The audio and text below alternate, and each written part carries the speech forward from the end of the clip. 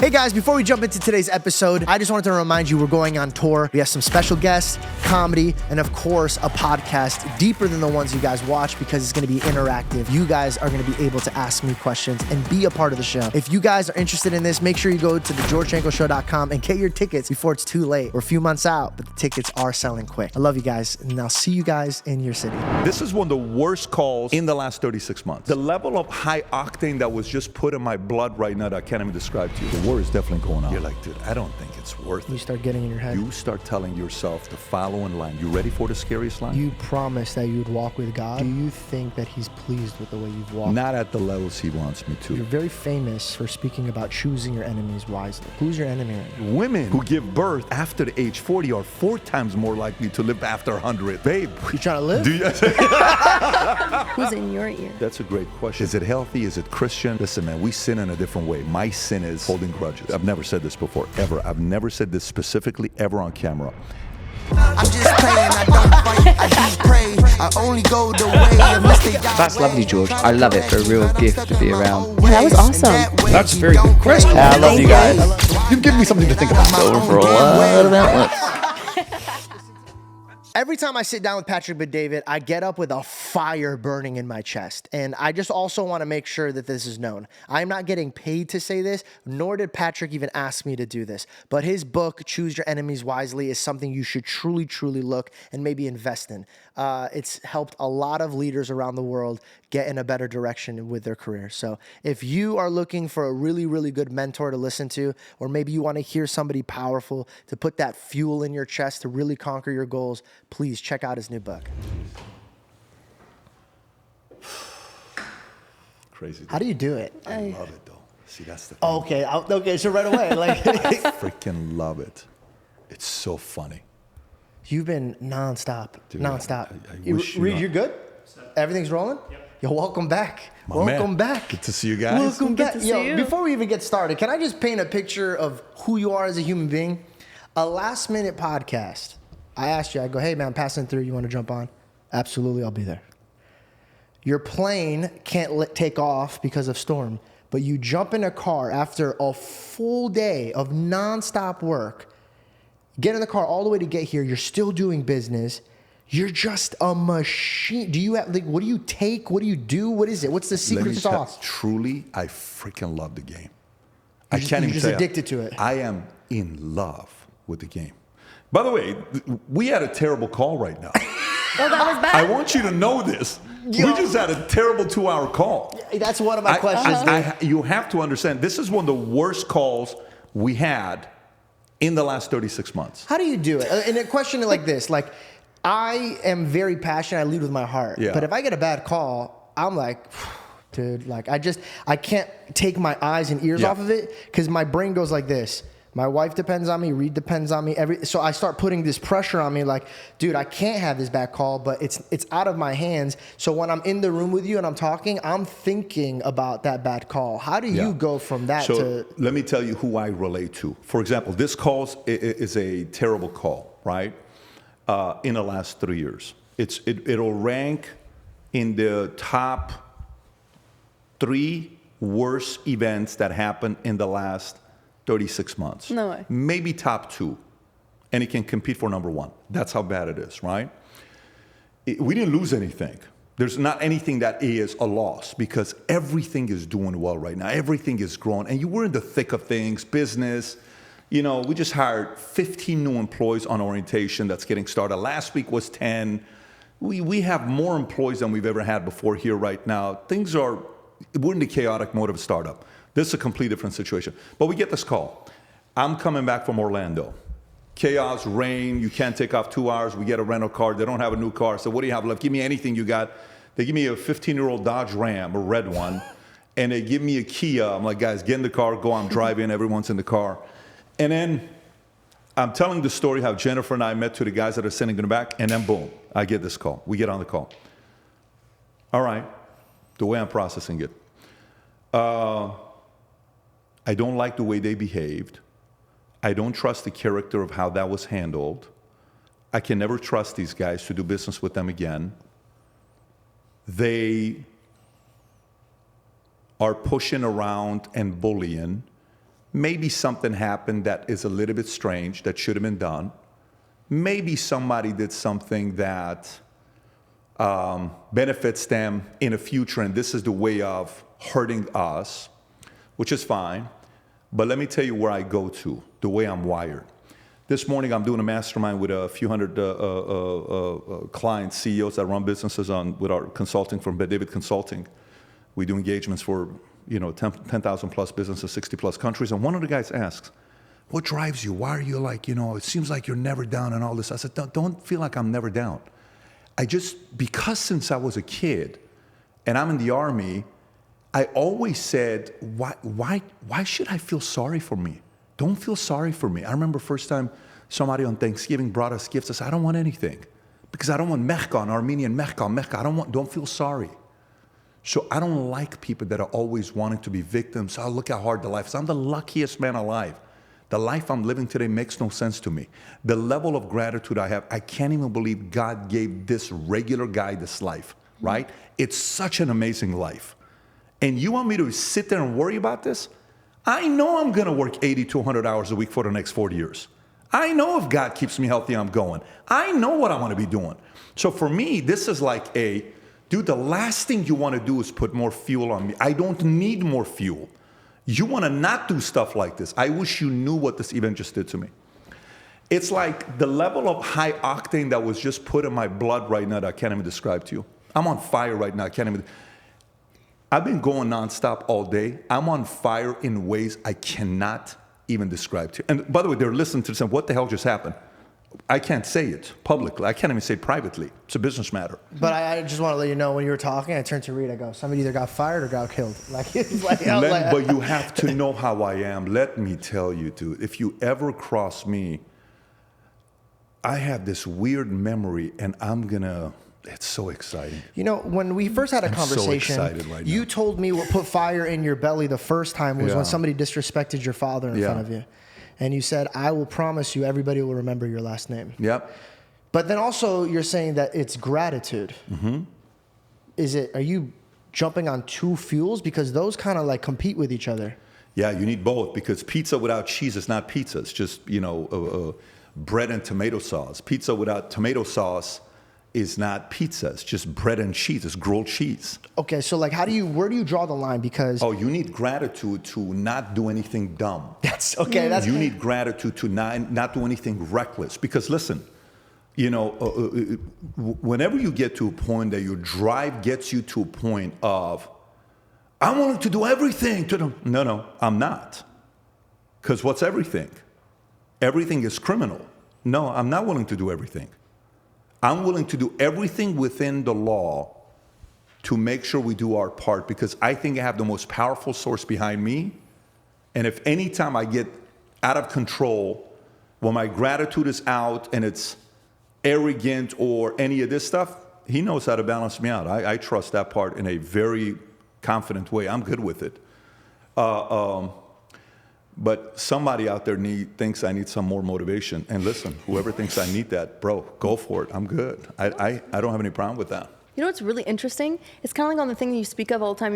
George says you can't have gratitude and anxiety. You can't have those feelings at the same time. So it seems like because you're so set in your gratitude, you're not anxious, therefore you're not playing on your emotions. And so you're able to think and act clearer. I think that's great. And you know what else it is? Here's the part. Okay. What can I do right now? What can I not do? Right? Moving on. Just store. Certain people in your life will do certain things to you. And in my mind, all I do is, no problem. That's what you just did. You're a great person in my life that I enjoy having dinner with. But that's where you are. You're not a person that travels with me, my wife and kids. You're not at that level. You're not a person that I want to go share a room with. I'm not comfortable with that. But you're a phenomenal guy for me and you and a couple other guys having dinner. Dude, I love it. It's going to be a great time. I'll have a cigar with you. But for me to say we're going to go to Hamptons and spend 2 weeks together in the same house with bedrooms, waking up in the morning, you're seeing me in my shorts, my hair is not fixed, I don't care what I look like, and I'm okay with my kids being in the same house, that when I'm sleeping for 7 hours, I'm not worried about anything crazy happening with you. You're not in that level. By the way, I'm extremely aware of both relationships. And I can handle both relationships.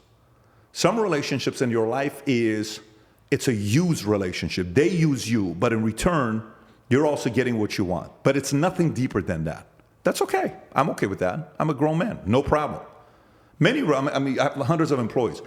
Does everybody go to sleep saying this is my favorite boss I've ever had in my life? Probably not. But he pays well. I'm going to stay. I'm okay with that. If you're doing your part, and we're totally fine with that. But, if this was 20 years ago, it was a different path at 26 because I wasn't aware of this. When you got a big vision and you want to do something big, and you know it's a run that you got to go on, that's not going to be a 1-year run, 3-year run, 5-year run, you're really going on something special, you can't sit there and feel sorry for yourself. Like, you got this vision that you want to live and you're complaining about this? Stop it. Knock it off. Maybe you're just being tested to see if you can handle the next big dragon you got to slay. Maybe this is hell week for you. Maybe this is preparation for something very big that's around the corner for you, that God is watching to see how you handle yourself. And this is a level of you showing how you handle yourself. You've graduated to go up 3 levels, not even 1 level. You just handle yourself so well at this level, and I'm going to move you up 3 levels. Oh, no, that's how you handle yourself? You're going down 2 levels. Amen. Maybe that's what it is. And guess what? You know where I'm at? I trust it. Cool. I agree. I'm good. This video is sponsored by American Financing. Let's face it, the prices have been going higher and higher throughout the years. And unfortunately, people are reaching for their credit cards to pay off their bills. That's a big no-no. Don't do that. American Financing could help homeowners take their equity from their homes and pay off their credit cards' high interest debts. The good news is that American Financing is actually licensed in all 50 states. Their mortgage consultants are salary-based, so that takes away the incentive of them putting you in something that you shouldn't be a part of. Their customers are saving average around $800 every month. You may be able to close as fast as 10 days. There's also no upfront or hidden fees. You may be able to delay 2 mortgage payments to help build up your savings. Call American Financing today. 866-574-2500. That's 866-574-2500. AmericanFinancing.net/George. The gospel says rejoice in tribulation because it makes you stronger. You've mastered that. I truly, if I had to be honest, I would say I'm doing very well. I just get worried sometimes. I get caught up in my emotions. Did you ever get that when you were growing up? Is this something that you're born with, or just something you have to practice? Oh, no way. No way, no way. We're driving down here, my wife and I, and we got Chris and Angie and Juan in the back, and like, hey, so how did you guys meet? Hey, so I'm like, so what did you look like in high school? One of the guys like, oh, I don't want to show you the pictures. Why not? Oh, because you would judge me. I'm going to judge you? So what did you look like in high school? I said, bro, my pictures are public. So I pull it up. I'm like, here's a red bandana, and look at my earrings and my hair. This is me. I mean, what do you want me to do? This is who I was before. So the temper, the insecurities, trying to act tough. You're like, relax, pump the brakes, bro. You're not a freaking UFC fighter. What do you think you're doing? Chill out. It's not that important. Like, getting over that took a while to really go through that. Is it a part of it that you're starting businesses and you've gotten so many humiliating losses? Maybe that's what it is. Your skin gets thicker. Is it the fact that you get married and that's really going to challenge you a lot? Is it the fact that you have kids and each kid's going to test you in a different way? Is it just life? Is it just aging? I mean, it's going to happen. But for me, I had to go through it. It was not easy. I look back and look at some of the decisions I made back in the days. I'm like, yeah, I don't know if that was the best decision you made at that age and how you handle this. But today, even today at this age, I'm not sitting here telling you like my decisions are 100% of the time. No, but it's like percentages. I trust 75, 80+% of the ways I'm making decisions today. I trust my instinct and intuition today, the highest I've ever had. Okay, and where before the instinct and the intuition was 40% right, 50% right, and it was a little bit on insecurities and fear and anxiety, versus now it's more based on what can I control, what can't I control, what patterns has she shown me, what patterns has he shown me. You're overthinking this, you're doing that again to yourself. That's the part. So I'm more, it's just like playing a game. It's 70, 80, and no one's ever going to get to 100%. But there's two things that nobody can teach you in life. I've learned this in the last recent years. No one can teach you intuition and instinct. Some people just have better instincts than others. Some people just don't. This guy who just lost in Canada, Pierre Poilievre, terrible instinct guy. capable, great motivational speaker, does very well. We invited him to the podcast. He hangs up on my booker twice, their manager. Rogan invites him to the podcast. They said it's probably not a good idea. Nelk Boys invites him to the podcast. Don't want to do it. And Kyle shows the DM.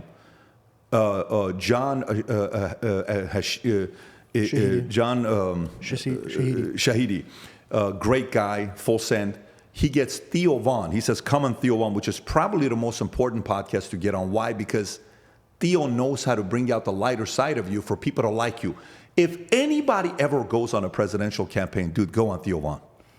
Theo's he's gonna say, J.D. Vance laughed in ways we've never seen J.D. Vance laugh before until he was on Theo. So you say no to all of that stuff, and then you went from being this up there, 96% poly market chance you're winning, it flips. You lose to Carney after what happened in Canada the last 5 years. That tells you that his instinct and intuition was so weak that his campaign manager told him it's not a good idea to go on podcast. So one, he's not a change agent. Number two, he's scared, he's controlled. He's a pansy, he's a coward, or he's arrogant, pompous, or lazy, or just got bad instinct and intuition. But it's one of those. So in life, and then you see a Trump, his son, I'm there that one night at Mar-a-Lago where Barron's like, you should go on his podcast. You should go on his podcast. My son wants me to go do all these young podcasts. But you know what? He's got good instinct. I think I'm going to do it, Patrick. What do you think about it? I said, Mr. President, you know, you're Barron. Barron's going places. You know what? I'm going to do all these young kids' podcasts. I'm going to go on all of them. And then he goes on what? I think he starts with Logan, if I'm not mistaken. You remember that one thing he did? They gave him a gift. I don't know which one it was, but they gave him a hat signed or shirt signed. Then he does it with, who gave him the Tesla truck? Aiden Ross, okay. Then he goes and does Andrew Schultz, and then he goes on Theo, and then he goes on Lex, and then he goes on us, and then he goes on Joe. And you're watching all this stuff, and you're like, and there's a critic, why would he go? And I'm getting a call from Vanity Fair and Hollywood Reporter, and, you know, do you think this is a good strategy? You'll find out on November 5th. But I can tell you what's a worse strategy. What's that? Not going on anything, and your name is Kamala Harris. Boom. You get your ass handed to you. So he's an instinct and intuition guy. Do you think it's their instinct to not show up because they don't have anything to provide? No, I think when somebody else has propped you up to prepare you for something, there comes a moment behind closed doors where you question, did I get here or did they prop me up to this level? There's nothing scarier than you sitting in a room by yourself where your wife's not there, your campaign manager's not there, your parents are not there, your kids are not there, nobody else there, and you know you've been propped up because you're good on the camera and somebody thinks you can do it, but you don't believe it. Do you know how scary that is? You don't have your own truth to rely on. You know you don't have the goodies. The level of anxiety, you don't want to face this. That is the scariest weapon. Do you know how many people go to sleep afraid of this guy? This guy is what? This guy is like a weapon. To many of these guys, that's an AK-47, that's a tank, that's an M16, that's an M60. They're frightened of this. It weeds out the real and the fake. That's exactly what it does. And so for me, the instinct and the intuition, if you have that, and by the way, it takes a couple decades to judge, sometimes 3 and 4, to see if someone's got it or not. How long did it take you for you to listen to your gut? Because you know how sometimes your heart beats up your gut. Yeah. First time when in insurance, we were doing what we were doing with the business, and in our office, all of a sudden, one guy comes to my office named Armando. And he comes to my office and he says, hey, Pat, I just want to tell you something. He says, what's that? He says, it's Monday night. You have 88 people here making phone calls. I said, I do. He's walking around and he says, you know how many offices in America right now do what they're doing right now? I said, I don't know. He says, you're the only one that's doing this right now. And a pretty big multi-billion-dollar company. I said, Entry. He says, you know, everyone's talking behind your back. I said, I know, and I'm hearing it. I don't understand why they're doing it. He says, if you can figure out a way to trust your instinct and not let them change you, you're going to kill all these guys. He's telling me this, and I don't know whether it's flattery, because I don't trust a lot of people. So to me, I'm very skeptical to compliments. It has to come from a person that I'm I can receive it from, right? Because the life I've lived. So then I'm like, he seems sincere. I believe him. So then we took out one guy, and then we took out the guy I never thought we were going to take out. I'm like, there's no way we're going to take out this guy. This guy's so freaking powerful, speaks better on stage, incredible storyteller, intensity, the background, military, all this stuff's not going to happen. And then that's the point where I said, I got it. There was a moment where I realized one behavior of the sales process these guys did not like to do. What was it? I'll tell you. So there's prospecting, approach and contact, which is phone calls, presentation, follow-up, then it's another step and another step, duplication and another step, which is like referrals and all this other stuff. They were afraid of making phone calls, and I was not. You would be amazed how many salespeople are afraid of this. They're great speakers. They're eloquent speakers. They know how to close. They know how to present, but they don't know how to make the phone calls. And I was like, I'm going to be on the phones all day. And the hardest thing to do was to get on the phones, because what happens when you're on the phones? I'm not interested. Yeah. I'm not interested. I'm not interested. I'm not interested. So our office, the reputation became, I made phone calls on speaker. And you would sit in front of me, I would make the calls. So you would see me getting rejected, and I'm not fazed by it. Next call. Now you're thinking, if he's not fazed by it, why would I be fazed by it? So now our team, they all knew how to make calls, and nobody was fazed by it. So then that became my thing. You're afraid of calls. I'm not. And I sized these guys up. Great. What's the next edge? What's the next thing? What's the next thing? What's the next thing?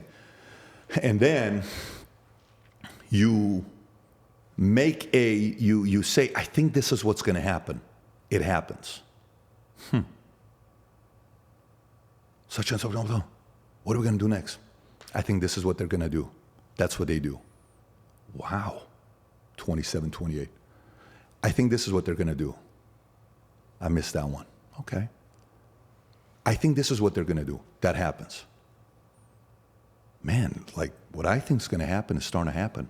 That's intuition. Then you're like, okay, if I have the ability to have the right intuition and what I think is going to be happening next, how about we test this at a higher level? Why not go do something that's bigger than this? So I watch Jerry Maguire, and I write my version of the 16-page 9 things to improve in a company that we can take it to the next level. I send it in. And I saw how they handled it, came back, boom, boom, boom. Then I said, great. A year and a half later, I started my own insurance company. I applied those 9 things. And I'm like, I think this is what they're going to do. Boom. I think this is what we're going to do for them. Okay, I missed this one. I think if we change the comp here, this could happen. It's going to produce this behavior. Not really. I think this worked. The more and more you're thinking, I think, and then it's a 1v1, you versus you, right? And then gradually, as an operator, as an entrepreneur, you're like, okay, good. I trust myself more than ever before. Then, am I willing to keep driving? Am I willing to keep recreating myself? Am I willing to improve? Am I willing to, receive more content and strategy to fit into my database so I can find a way to even take it to the next level? That takes an effort. And then last but not least, let me tell you how this thing works. You eventually get to a point where you compete and you surprise yourself. You're like, oh my God, I never thought we would get to 100,000 subs. I never thought I would make $100,000. I never thought I would make $1 million. And I never thought. And then you're in a room with about 9 people that all at one point said what? I never thought. And then you face a very interesting reality. You know what the reality is? I have the goodies to be the best. But oh my God, am I willing to outlast all these guys? The answer is 99% no. Because the outlasting part is the scariest thing. What is so scary about outlasting? Because it seems like you're able to deal with your fear. You're able to deal with people talking behind your back. That's right. Yeah. Then what's the part that's outlasting? Because I agree with you. I think the only thing that all of the greats have in common is that they stuck around. Yep. And you know what the outlasting part is? You don't know if it's going to be a year that you have to outlast or 25 years. Oh, so you don't know if you even love it enough or have the energy enough. Oh, you're like, dude, I don't think it's worth it for me to go. You start getting in your head. And you start telling yourself the following line. You ready for the scariest line? I'm going to tell you the scariest line. Oof. Two of the most talented guys in my company, maybe the top two most talented guys I've ever seen. They would get on stage, and I would get lost listening to these guys. They were so good. I can listen to them for hours. They entertain me. They make me laugh. They transfer knowledge. Credible storytellers. Funny, likable, charming, know how to poke, know how to bring you back, know how to offend, but get you to forgive them within 7 minutes later. Like they knew how to do all people. They know how to do it. They knew how to do all this stuff. But they both use one line. You know what the line is? If I wanted to, I would beat every one of these guys. Only a coward says that. Don't ever use that line. It's not a strong line. Either do or don't. Don't tell us if you wanted to. Who cares if you wanted to? Why don't you? So let me get this straight. God gives you all these gifts, and you want to say, if you wanted to, why don't you go do it? Why don't you exalt him? Why don't you prove him right? Why don't you go prove him right that he gave you these gifts? These are unique gifts. These are not the gifts he gives to everybody else. Go. Go do it. Why don't you do it? Why don't you pursue it? What are you afraid of? What scares you? What do you not want to do? Go light it up. Go pursue it. No, but if I wanted to, and by the way, what's crazy is these are two of my favorite guys in the world.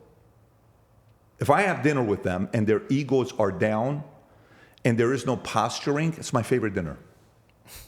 When I tell you it's my favorite dinner, it's my favorite dinner. And it preferably nobody else is around. It's just them and I. Now, when it's not anybody else around, is it because they act differently when other people are around? Yes. See, so here's my problem, man. Like, I know how to read people, and once I monitor you, I see how you treat your family first. Because if you can't treat your family right, you're never going to treat me right. But how do you get past it? How do you turn that part that you dislike in this person off? Because to me, it's just like, I hate to be the guy to say this, but my biggest problem is my ego when it comes to, I just don't like doing business with them. I'm not going to work with them. But I know in my mind, my hunch is like, no, that guy will bring bread to my table. But his ethics or his integrity or his ego, it's like, I have this positioning in my heart that God will put it in front of me. So I'm trying to bring the right people around me, because what I don't want to do is put my energy into thinking, are these people doing what they're doing? Like, Reed is an amazing man behind the camera. I'm able to focus on every word you're saying because he's doing his job right. But if I know his ego gets in the way and then he's going to not do his camera job right, then I'm going to be thinking about him, and I'm going to do less of a good job for you. Yeah. How do you go about this? Yeah, again, think about the tiers of what you want that relationship to be. There is road dogs. There is 100% trust, where you feel they can manage the wealth when you're no longer around, and they're going to make decisions with the money that you have with your kids that you trust, executor level. And if, God forbid, I'm no longer there, who I trust that can raise my 4 kids is 2 families. And they're on my list. And my estate planners know. I trust they will raise my kids in a way that they will never undermine me. They will respect our values and principles. We're on the same level. There's no ego, no envy, nothing. And they know how to handle money. They've been around money. Their identity's high. They're going to be fine, right? Mm. Now, they may not be family, but that doesn't mean I don't love my family. Mm. And I know what my family I trust to do. And then there's friends. This guy's a guy I've known for 25 years, but guess what? This is not a guy that and then there's a group of people that, George, you don't want to have a relationship with, and you shouldn't. I measure my body based on the following, okay? You're around somebody. How do they make you feel? I'm loose. Man, I love being around this guy. I'm just loose. What do you mean? Dude, I don't care if my hair's fixed, if my tie's right. I'm just so relaxed around this guy or this gal or this couple.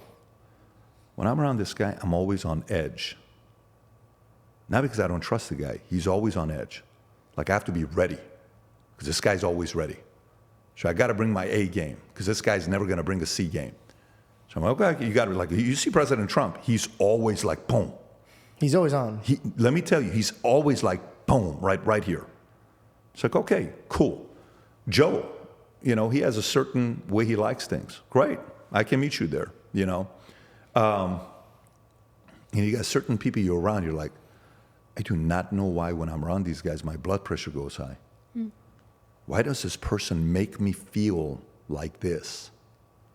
And by the way, normally those people, it's less than a handful.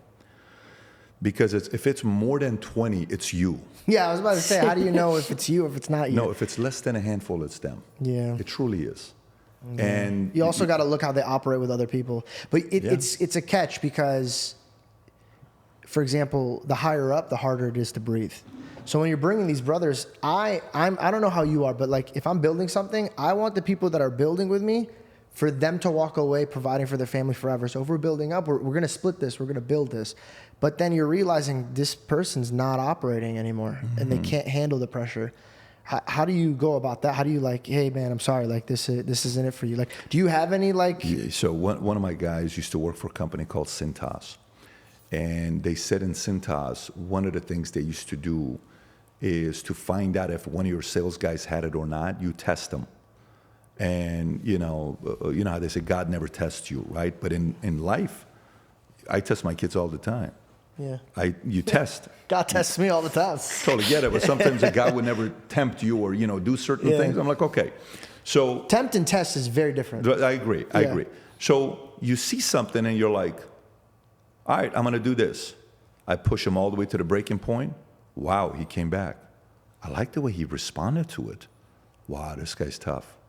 I had one guy just recently, I pushed him here to see how he's going to respond. He caved. He broke off and doesn't respond back to text messages and calls. What happened to that guy? One of my favorite guys as well. But you push him here, boom, breaks. Unfortunate. You're going to do it again in the future. I better know about it now because you're definitely going to break in a year or 2 years or 3 years. So you test. You have to, as a leader, test. You test your kids. You test them when you challenge them. Like when my kids are trolling each other, I'll sit there and I'll see who's going to cry first. And say she cries. But why would they say this? Not disrespectful words, but ways to just get under your skin because siblings know how to do it. I'm like, but by the way, I said, if you don't know how to handle your brother, what are you going to do in real life when people do this to you? There's nothing more powerful than when somebody tries to troll you, it doesn't bother you. That's the fastest way to drive them nuts. Do that to him, okay? So then it's like, da-da-da-da, da-da-da-da, da-da-da-da, da-da-da-da-da-da, da-da-da-da-da. And then they hit. Oh, now you lost. Yeah. So it's like, hey, what happened? So this is the part about life where you can do certain things to test people in many different ways. You come in, you drop cash in front of your kids, and you leave. Okay, they didn't take a penny. All right, you come in, you leave candy around, and you see exactly how you left it. You guys took the candy. You can't leave you can leave cash, but God forbid you leave the candy. They're taking the damn candy. Still can't do it with the candy, can you? Like yesterday, we bought dirt cake ice cream. Dirt cake ice cream. I tried it for the first time with the founder of Ben & Jerry's. I'm like, dude, my entire life I've never had dirt cake. It's my favorite ice. Have you had dirt cake with Ben & Jerry? Mm-mm. The greatest ice cream in the world. By the way, I'm not sponsored by them. This is not a sponsorship. It's the most ridiculous. They're not going to know because it's beeped every time you're talking. Either you pay 50 Either you pay or you don't. No, so this guy brings dirt cake. And I'm like, yeah, Ben, this is the best thing I've had in my life. So we go to Bradenton because one of my boys was going to IMG for soccer camp. And I said, guys, everybody here has to try dirt cake. So I go to the store. At the gas station, I buy pints of these. Bring it as I try it. Oh my God. So everyone's trying it, right? And then you're like, this is the greatest thing since sliced bread, right? Are you sure this is not a brand deal, my guy? Watch this. We leave. So we bought dirt cake yesterday. It's in the fridge. My 3-year-old daughter comes and says, Daddy, dirt cake. I'm like, yeah, and? Dirt cake. Okay, babe, I got it. And then Senna's like, Daddy, that's the ice cream you like. When did you guys get it? We just bought it. All right, cool. So I go in the club room, and we're watching one of the games, and then I said, Tico, why are the girls there in the kitchen too quiet? So they go and they come back. He says, no, nothing. They're not doing anything. Like, I don't know. They were too quiet for too long. I go in the freezer. I open it up and there is a bite of dirt cake. I'm like, who ate this dirt cake? I'm trying to find out who ate the damn dirt cake, right? So you still can't leave this sweet stuff around with the kids. You still got to be careful with it no matter what you do. Did the kids out each other? No, nobody did. No way. Yeah, I bet you respect that. I respect I bet you that. respect that. I do respect that. We're newly married. Last time you saw us, Congratulations. Thank you. How is it being married? I wish I would have done it sooner. Like Really? I always tell people when I meet them. That's cool. I go, I think we were built in a realm where they make you kind of fear being married. And when I got married, dude, she's literally my best friend. But when we got married, I don't know how, but I fell in love with her even more than I did when we weren't married. I don't know how to explain it. The best way that I could explain it is there's a blessing that God puts on the marriage. Mm-hmm. It's like a covenant. And when you're just you two by yourself, things could get tough. But when you welcome God into it in a blessed matrimony, it evens out. I become a little bit more wiser, patient, calmer. She becomes like my backbone. She whispers wisdom in my mind. Like, we don't fight each other, we fight with each other. So it's like a lot of couples I see, they go head to head when we're back to back and we're taking on the world together. And so I couldn't have asked for a better dancing partner in this world. But my question to you is, how do you not let your work interfere with your marriage or your family? I had the blessings to grow when I met Belle because I kind of was like, oh, I got to provide. I got to make sure that I'm putting bread on the table. And so like I put it in a gear. But sometimes I catch myself drifting off too much into work and then not putting in the time in with my wife or my family. So like, how did you balance that? How long did it take you to balance that? Yeah, today we go to Orlando to see to see Gaylord Orlando. We're gonna have our biggest fall conference this September, 12,000 people. Last year we had Dwayne Johnson at it, and year before Tom Brady. We're excited about it. Jen goes with me. Thank you. Jen goes with me. Jen handles registration because she knows it. She's been doing this stuff with us for quite some time, and next month will be 16 years for us, right? Wow. And so, congratulations. Thank you. Yeah, so she goes there with me, and we're doing our thing, and she's seeing what she's doing. Boom, boom, boom, boom, boom. Challenges today. Our nanny's in Mexico. Okay, so she's not there with the kids. My dad was in a hospital yesterday because he had a heart issue, so he stayed in the ER last night. He's fine. He's totally good. He's good to go. So he's good. So he's there, so we're concerned about that. Someone had to pick up Tico today to drop him off at Muay Thai. Someone had to drop off my son Dylan at soccer. Someone had to drop off our daughter at another sporting thing. And then we had one of them that had to take care of our youngest. And by the way, they could eat the candy. Yeah, That'll burn it off real quick. When I get home, the first place I'm going to is the freezer to see what happened to that dirt cake, if it's still there or not. If you're like me and you like to stay up to date with the news, but also you're kind of like, yo, there's a lot of disinformation going on. What's real and what's being kind of pushed towards me? Man, do I have something great for you. Ground News. Ground News is an app and also a website, and they gather news sources from all over the world. I'm talking like 50,000. So they're all about accuracy. Like, let me give you an example. Say you like sports and you're watching the last Thunder versus Nuggets game. Alexander scored 31 points and led the Thunders to beat the Nuggets, 112-105. The unique part about reading this type of thing on Ground News is that it gives you a biased distribution. And it also shows you how many sources are reporting on this topic. Personally, I've never seen a news site that's actually trying to find every source and really show you who's talking about what and how they're talking about it. Get unlimited access with the Ground News Vantage plan. Get 40% off by going to ground.news/Janko. Scan the QR code here on the screen, or you can just hit the link in my description. Back to the video.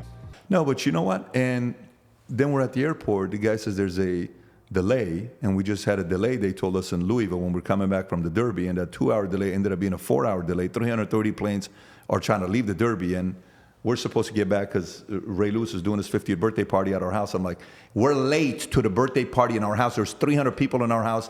My dad's like, what are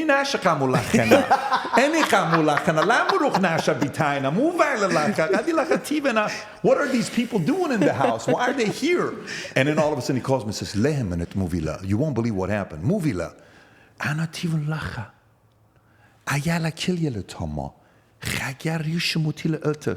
I'm sitting here in the kitchen. This guy, the main chef, all of a sudden puts his head down and he starts praying for the food.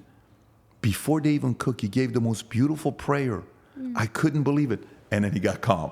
So he's like, okay. These are good people. He's really blessing the food before he even hits the table. And so we get So there sweet. anyways. We go have our sushi and dinner. I come back. It's craziness. But the part is with Jen is I told her from the beginning, I'm going. And I asked her multiple times, you sure you want to marry me? It wasn't marry me. It's, are you sure you want to marry me? Why? She knew that I was always like working 80 hours a week, and she knew like I'm nonstop. And I said, look, I know this is not going to make sense to you because you met me at 23.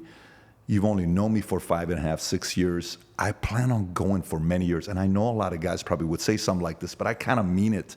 And if God keeps me healthy, I want to go for a long time. You sure you want to be with a guy like this? You sure you want? You sure? So then she's like, yes. So each time, we had to create systems. Every quarter, no matter what happened, we have to get away from everybody. Every quarter, if it's 2 nights, we'd go to San Diego, we'd go to Baccara, we'd go to San Francisco, we'd go to New York. We had to get away.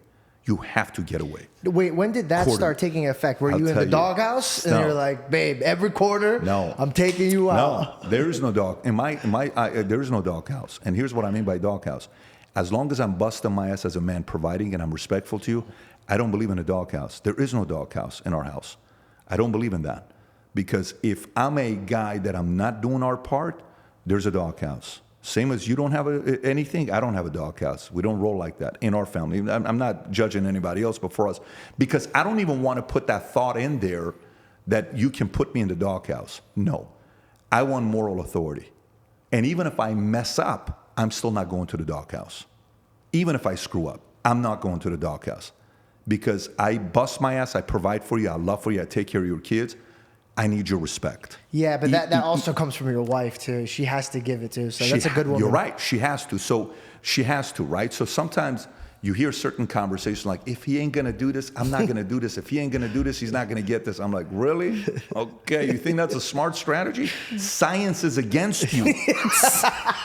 Just so you know, science doesn't work in your favor, right? And all these people say stuff like this. But to us, I told her, I'm going to provide. I'm going to make sure you're safe. Our kids are going to be fine.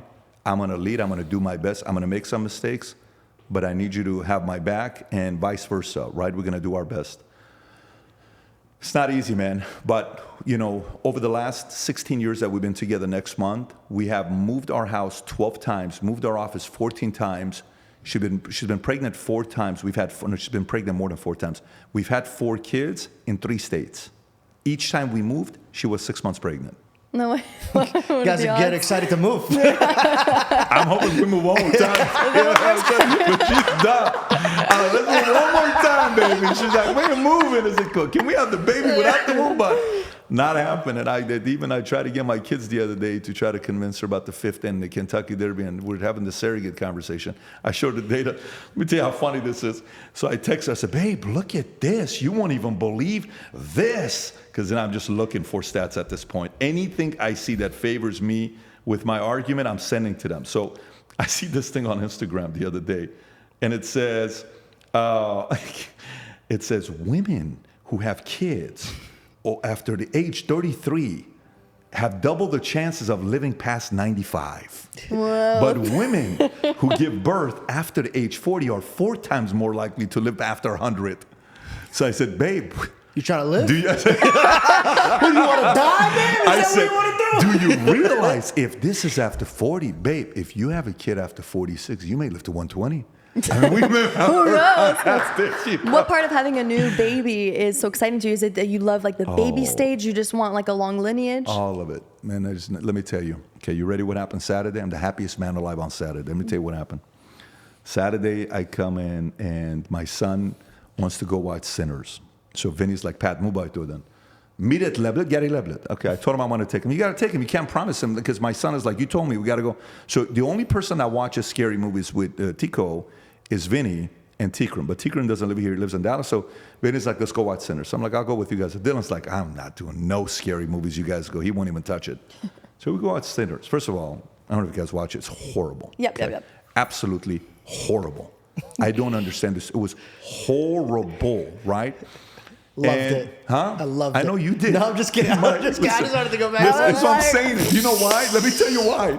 Do you know critics gave it 97%, and do you know viewers gave it 95%? Did they really? Like, you know how you look at Rotten Tomatoes, like, who cares what the critics are going to say? What are the viewers saying? 97 and 95. So meaning most of you disagree with me. I thought it was horrible. Absolutely horrible. But keep in mind, they said Tom Cruise's worst movie of all time is Cocktails. I've seen Cocktails over 100 times. I thought it was great. Go to business. Terrible movies. It was great. So we go there. So we watch the movie. Movie ends. We come back at 12:30. Jennifer texts me. She says, "Babe, just so you know, Dylan's sleeping in our room in the air mattress." I'm like, "Awesome." Because he got scared. Yeah. No, he didn't even go to the movie. It's just like they're watching a scary movie. You I don't know. talked So he's sleeping in the air mattress. I come back. Tico's like, "I'm going to sleep on the floor." He is a very much of a guy that he'll be 22 years old. You'll meet him at 22. He'll have flip-flops on. Hair is like never fixed. He could care less, okay? But he'll be chiseled, in shape, and knows how to fight. Great. He's sleeping on the floor, super comfortable. All right. Then at 3 o'clock, Brooklyn comes, Senna come. Brooklyn sleeps. She's a 3-year-old. She sleeps right next to me like this, touches me. In the middle of the night when she comes, first thing she does when she lays next to me, she goes like this. Aw, that's so sweet. And then she goes to sleep. Then all night she just kicks me, right? Kicks me. I'm not even kidding with you. She just kicks and kicks and kicks. Let me tell you, I am the happiest. I am so happy, I can't even describe it to you. I love these guys. And I love them when I'm the most happiest when they're closest to me. It's kids. It's a beautiful thing. It's the most incredible gift he's given us from, and so I want to take advantage of it as much as possible, right? It's a beautiful thing. That whole thing with all 4 of us in the room may never happen again. He's 13. I mean, he's going to want to sleep next to a girl. He doesn't want to sleep next to his parents. Like, what are you guys doing? I don't want to sleep next to you guys. He's 13. He's going to be 18 like this. Maybe it happens a couple more times in our lifetime. That's only happened in our lifetime 3 times. Mm. So from the day he was born to now, that's only happened 3 times. Mm. How many more times is going to happen? So would I take another one? Oh, my God. The smell, you hug them, and even all the other stuff that comes with it, there is nothing like it. So would you say your riches are more in the fact of children or the dream and the attributes that you're building? Not even close. Not even close, right? Not even close. Well, then I pray that your wife lives up to 250. Well, it just shows how good of a father you are, the fact that, all your kids want to be in there with you guys every night. I think that's so sweet. Listen, we love these guys, and it's a beautiful thing. Now, don't get me wrong. Like the other day, we're driving, and my oldest son, he hasn't played iPad for a couple months. He's got 1 grade that's a 79. And in our house, you have 1C, you can't play iPad, any video games at all, ever, okay? If you ever have a C for the rest of your life, you will never play video games in our house. Were you good in school too? No, I had a 1.8 GPA, and they know. By the way, they know. That's know. the thing, because their kids tell them. They're like, "Hey, your dad had a 1.8 GPA." They know. So what do you tell them? How do you so make they that? tell me, they're like, My parents would have thrown a parade if I had a C, bro. If I had a C, they would have thrown a parade. They're like, "But Dad, how is it even fair?" I said, "What's your point?" I said, "My parents didn't expect me to have good grades, and I do." Okay, I said, "If that was the expectation, I would have performed." I said, "You have expectations." I said, "And you're living a very different lifestyle than they did. I expect you to have this, right?" Mm. So he's got a 79. I said, "Listen, man, in life," I'm telling him in the car, "Don't you wish like I was a little bit more casual on you? Don't you wish I was like, dude, play games all day? Don't you wish I lied? Like, am I not annoying that I'm always like freaking white on rice with your discipline and stuff?" He's like, "No, I'm glad you're my dad." I said, "All right, buddy, you're wise for saying that. Good for you." Wow, yeah. Because 2 times he got a C before going into summer and Christmas. 3 months he didn't play. 2 times. Yeah, he had like a high C. He didn't play. And that's the annoying thing about us. But let me tell you, if he sits here right now, cameras are off, he'll have a 2-hour conversation with you, and then you will love it, and he will love it. He'll sit in a car with you guys. Will go for a 2-hour drive. You're going to be like, I'm sitting next to a 70-year-old man. He's an old soul. Yeah, Yeah, he is. It's beautiful. He's disciplined, and he's able. I think that's like the biggest tell with kids. I really disagree with kids are at the kids' table. and they eat separate and they do the kid thing. I think that kids should be with the adults at dinner and they should be having conversations and they should be involved. He's that guy. Yeah. He wants to sit right there and say, so let me ask you, what do you think? Did you guys know I just learned today that, what do you think about that, George? What do you think about it? I don't know about it because the more I think about it, like, bro, relax, bro. You got Relax. You're 401k money, go to 13 sleep. years old. You know? He's like, you guys looking at the tariffs? I'm like, dude, what are you doing right now? Go to bed. Go play games. Nothing like it, though, man. You know, I have a great relationship with my mom and dad, and I used to grow up hearing you can't love them too much. If you love them too much, then they'll be spoiled. But I disagree because me, my mom, my dad, and my sister, and they're a witness to this, they are my best friends. I bought a house right next to my mom and dad just so I could be closer to them. But there was a line. I think that's what it is. You can't cross a line. You can't go back on the line. So, like, if you set a standard, it's the parents that ease off the standard. That is what I think could cause a child to kind of, because once there's a discipline and then you could get away from the discipline, then in life you could think you could sneak out of things. But there was rules that I always had to follow. One of my questions that I had for you today was you're very famous for speaking about choosing your enemies wisely. Who's your enemy right now? I wouldn't say it publicly, but man, I got 5 of them that drive the hell out of me, dog. I do. It's so great. But I got 5 of them. And you would be surprised with a couple of them. You would be surprised. I'm on the list. I'm like, damn, No. But you would literally be surprised with a couple of them. You'd be like, why? Did they cross you? Or? No, it's a weird thing because, you know, sometimes it's like when you think about what drives different people, you know, to me, you know, when you try to build a relationship with someone, they don't want to build a relationship, I'm game with that. I'm like, yeah, totally got it. Hey, wish you nothing but the best. That's not a, you know, enemy or not enemy. Some people who don't believe in the vision that you have and where you're going, it's kind of like, yeah, whatever. I don't know about that. And then it's like they quit and they go and they badmouth it and they go elsewhere. And they're like, yeah, those guys are not going to do anything. Drives the hell out of me. Just kind of like, oh, you really? You think so this is all gibberish and it's just vision? So you think this is just like, okay, cool. Sounds good. Since 23, that's driven the hell out of me. It's a beautiful thing. For whatever reason, that drives me. But then as you graduate, you remember things that drove you and people that drove you that you have been so over it for 17 years. Like, I haven't even thought about that guy for 17 years. You've graduated that mindset. You know, so a guy comes to my to the birthday party at the house with Ray, and one guy says, hey, such and such gave you the cigar. I said, who gave me the cigar? Such and such gave you the cigar. I said, he gave you the cigar to give to me? Yeah. You sure? He says, look, Pat, they just gave me the cigar to give it to you. They had nothing but good things to say. I know you have a history with them. I said, what did the other guy say? He's just said, give him the best. Give him my best. I said, they didn't say that. I'm telling you, Pat, I know your history. I'm not trying to create anything. But they just told me to give this cigar. I'm telling you, don't read into it. It's just this. I said, all right, just give him my best, right? You got to realize, 16 years ago, this guy did everything in his power to put me out of business. 16 years ago, this guy would call every insurance carrier for me to lose that carrier. I'm not going to forget that. You were taking food off my table, but as a competitor, I respect it. That used to drive me, not anymore. But if you can find a way to balance this in a way where it doesn't make you not enjoy the process, you're good. The moment it gets to the point that you're no longer enjoying the process, it's not healthy for you. Because the residual effects lead into your kids and your wife. I'm not doing that. You're not going to make my relationship with my kids be bad. You ain't that important to me. But if you drive me to the point where I'm like, yeah, I like competing with this guy. Okay, cool. Let's roll. This is cool. I like, oh, really? Oh, really? Cool. Let's do it. This is great. I'm game with it. But if I'm at the house and I'm getting upset at Jen and I'm getting upset at my dad and the kids, you ain't that important, bro.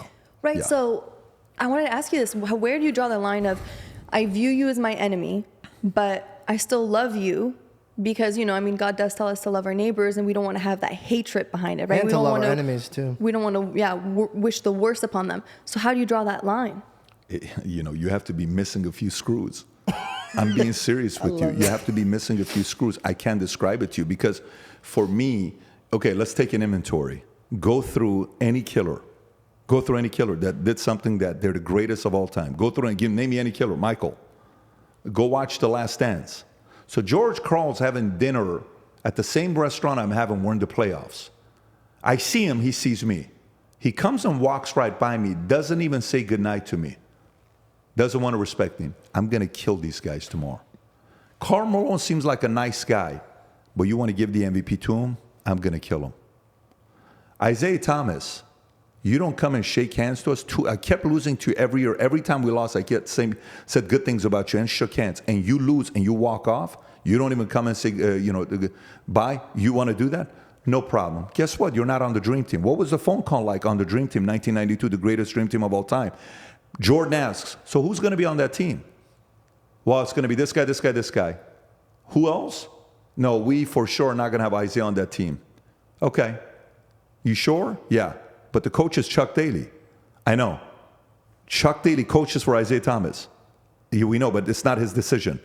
So Chuck Daly agreed to coach the 92 Dream Team without his best player that got him 2 championships? Yes, I'll be on the Dream Team. You walk off the freaking field, you don't come and shake my hands? Yeah, I'm good. We're going to keep that grudge for 30 years. Is it healthy? Is it Christian? Am I going to be this? Listen, man, we sin in a different way. My sin is holding grudges. What are you going to do with that? Okay? I'm telling you, that's how he processes it. Okay?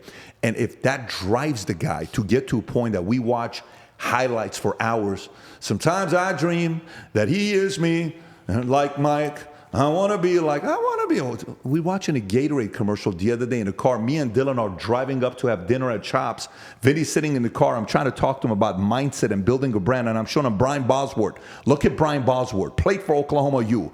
Decides to create a brand for himself. Has these 2 lines. He plays in a movie called Stone Cold. Deion Sanders. Look what he does with his brand. He's doing this. He created this dance. Boom, boom, boom, boom, boom. Boom, boom. And he has a 4.21 speed, and boom, that's the end. And then look at this guy, Kobe's brand, Black Mamba, Michael, Air Jordan. Look at this. Look at what he did with Gatorade. So we're talking about this mentality of you creating a certain image, like, Messi versus Ronaldo. Ronaldo's got an image. Messi doesn't have an image. Messi's not a marketer. Ronaldo is a brand, right? So we're kind of putting this in his mind. But if you look at anybody that's the greatest of the greatest of the greatest, these are not, what a sweetheart. No. These are psychos. I guarantee you, if you take the greatest of all time of any sport and a psychologist or psychiatrist measures these people, they will say they have mental issues. I'm telling you. Yeah, well. You have to have mental issues to want to go through the pain. Who cares? What is the freaking big deal? It's basketball. It's basketball? Are you kidding me? You disrespect me? It's bigger than basketball. You don't do that to me. That's the part. Like, when you really put it, optics, what are we talking about here? Khabib against Conor. You disrespected my religion, what I believe in. You said what about my family? I take words seriously. You could do this promotional stuff. I don't look at it that way. He jumped out of the cage. He jumped out of the cage. His people jumped in there. He held his neck longer talking to him. Yeah. You ever seen it at the end? If you ever watch it. They have a mic version of it now. They're saying, let go. He's not letting go. And then he's talking to him still. Who the hell does that? Did he need that victory? No. So one is the showmanship. Every once in a while, you're going to find some people that are like literal people that you cross. They're never going to forget it. And I'm willing to accept the fact that there's flaws in that character. But we all sin in a different way. That's the way they sin. Yeah. I like to go to sleep at night. I feel like when you have a grudge like that, it stays on you. I feel like everybody does, but I don't. I want to make sure that I'm in a place where the way my brain works is like the way I level up is when God lets me. And how I do that is a spiritual thing. It's not a physical thing. And so I've been going back and forth with that. I can't do grudges because if I do grudges, God punishes me. He wants my heart to not feel like that. If I do that, every time God takes away all the work that I do. Then guess what you do? You know, Have a grudge against him. No, not at all. Not at all. You know what you do? Remember, who knows your life more than you? Like, we're at the doctor's office at ER.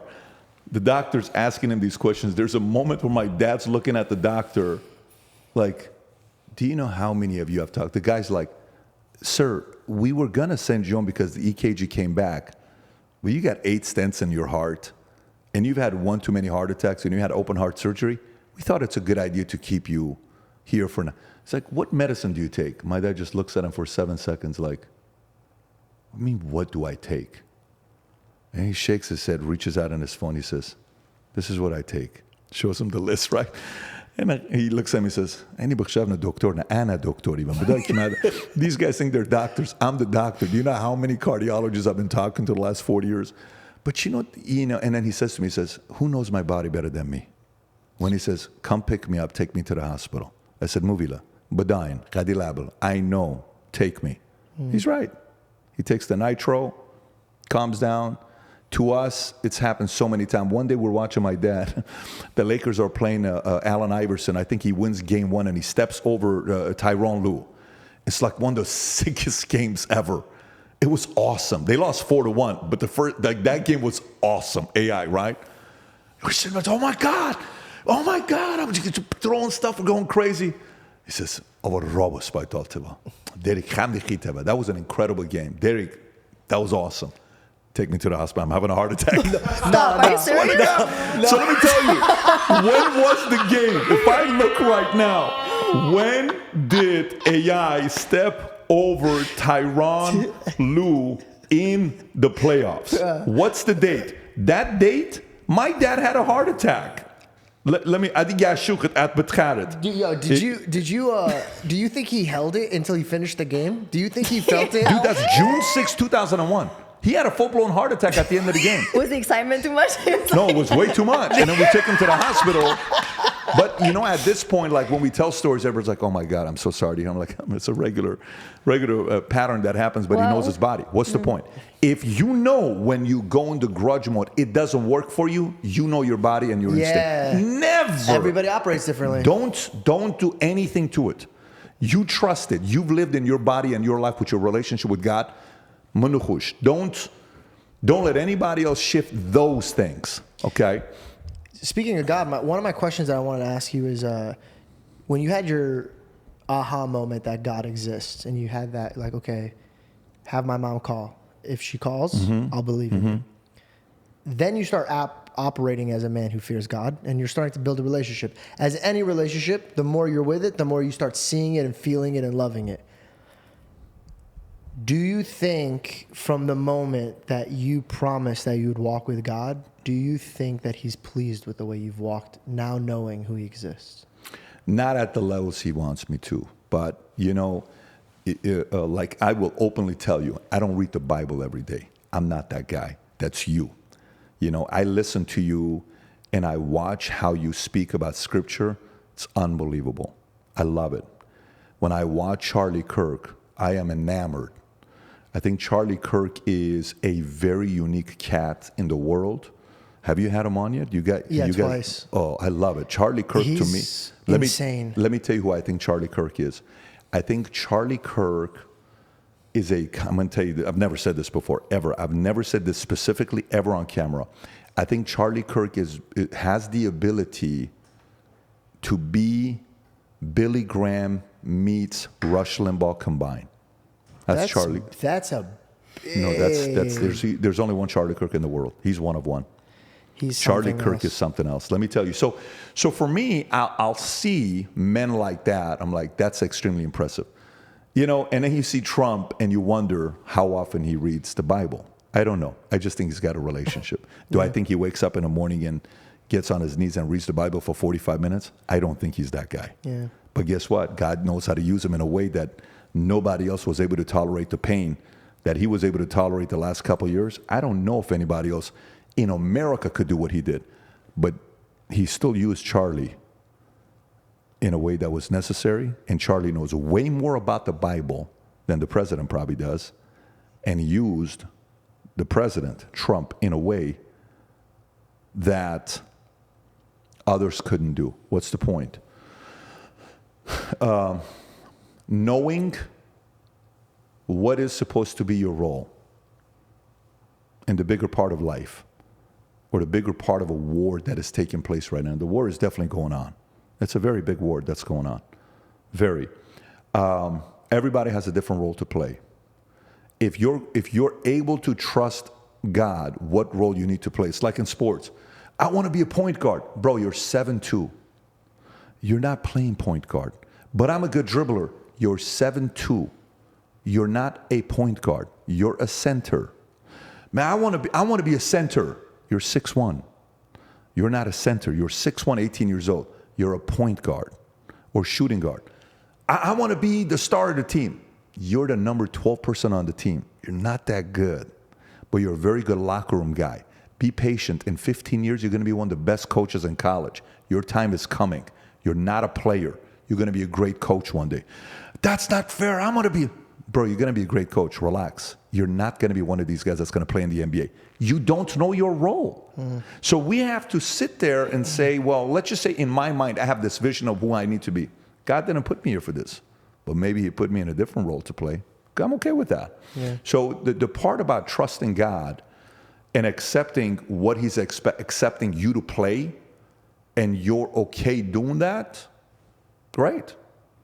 You know, and then all of a sudden, something else comes up, and something else comes up, and something else comes up, and then maybe it's going to be like, yeah, I don't know, I'm about to introduce you to 3 people are going to call you, and they're going to have a meeting with you, no cameras, no one's going to be there, and you're not ready for it. But after the meeting, you will be ready for it, and there's something major around the corner for you. But when they first ask you what they're meeting with you with, you will feel the shock in your body. You're going to have to get up and go to the bathroom and pour some water on your face to realize that meeting's taking place, and it just happened. Do you want to accept it or no? That's kind of how this thing works, and it's never on your terms. That appointment, it's never on your terms. It's so weird. But when it comes, it kind of comes because you're ready, even if you don't want to take it. It's only coming because the world thinks you're ready. Everybody has their own methods in their growth and their valleys, and mine, I've always... I don't know if you've ever experienced this, but when I defeat an obstacle, not because of my strength, but because of the strength he's given me, but it's an obedience type of thing, right? When I'm ready to work and do what he asks me to do, I could truly feel the blessings about to pour over me. But then when I sidestep what he's asking, I could also feel the curse on its way. Are you thinking spiritually when you're making these moves, or are you thinking here, aiming to please the spiritual realm? Like, how does your brain work when it comes to this? Is it spirit, business, family, or is it family, business, spirit? How do you move? So whenever we made decisions in a company and something didn't go our way, okay, I've never lost a vice president, and that's not easy to do. Because any of my guys can leave anytime and go anywhere. I don't pay any of my insurance guys salaries. Everybody gets paid commission. I mean, it's their business. They want to leave, they leave. I can't stop you from leaving. It's very hard. It's not easy. But we had one basic rule at the home office that we played for as long as I was running that company. I was the final decision maker. Is every day we wake up, make the company better. If we made a promise, we're going to keep it. And unfortunately, I can only do that when I'm the one cutting the check to say, whenever we make the promise, we keep it, right? Okay, great. What does that do? Any decision we made, we're like, is this the right thing to do for the field? Is this the right thing to do with that? Why are we paying ourselves a bonus when they're not getting a bonus? I'm not okay with that. No, if they're taking a hit, we should take a hit. Oh, you know what? Here's what okay, great. So whenever we made the decisions right, I went to sleep so good at that. So nobody ever called and I felt like they have something on me.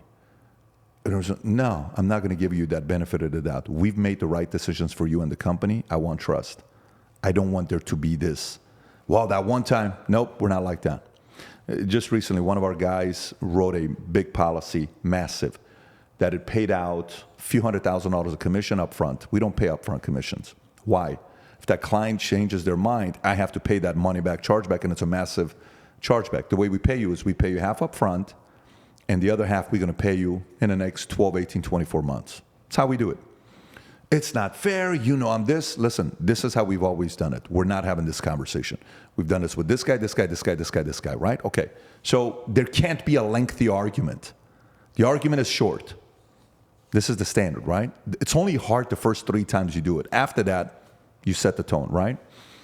So now let's go. That's business. Now let's go to God. I'm making decisions. And I'm like, yeah. It's 1:30 in the morning. I come home. I'm down to my last $13,000. We're living at the Summit in Woodland Hills. Not the best neighborhood, but we're living there. I come home. My wife's crying. Why are you crying? She had a miscarriage.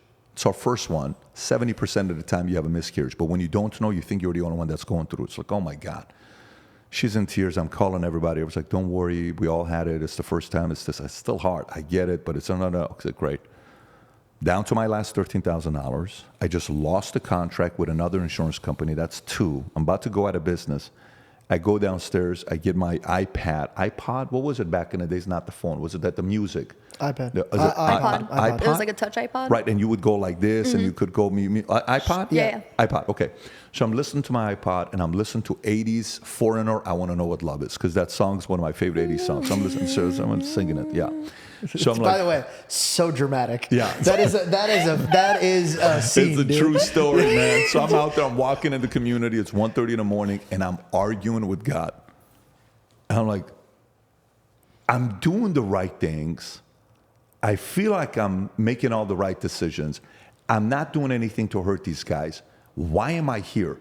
If you don't want me to go on this vision, take everything away from me. I'm going to go back to Bally's or LA Fitness, and I'm going to sell gym memberships because I actually enjoy doing it. If you don't want me to do this, take everything away from me. I'm good. I'm going back to the gym. But if you want me to do this and you believe I'm going to do good for your people, I need a miracle this week. I do. I need a miracle this week because I'm about to lose everything. What do you want to do?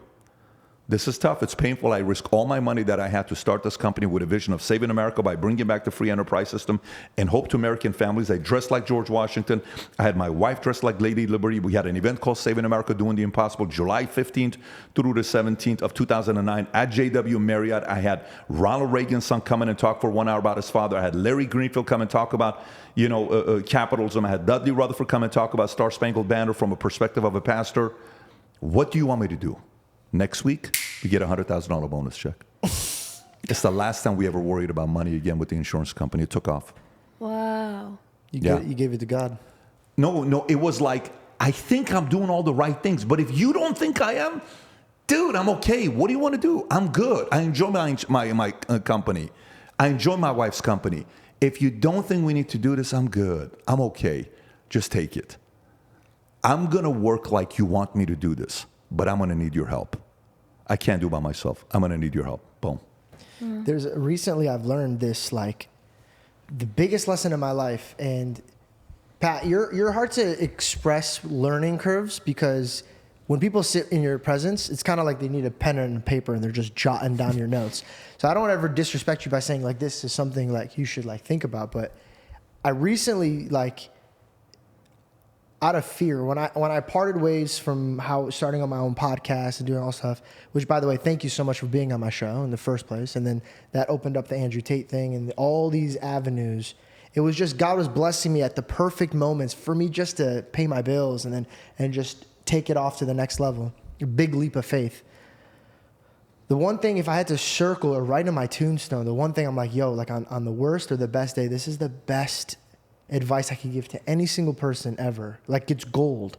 I was sitting there, I was reading the Gospels, tears in the Proverbs, and I'm just sitting here and I'm asking God, like, if I want to be in this business, I don't want to be an inch away from you, though. I want to make sure that when I meet you, I didn't take these routes that had to separate you and I.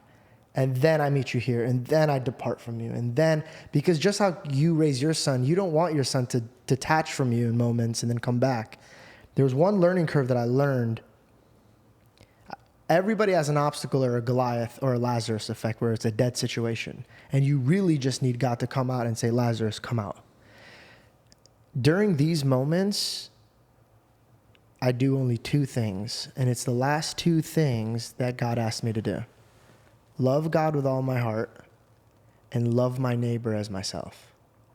I started doing that the past 2 years during like crazy non-breathing moments where I need God to show up.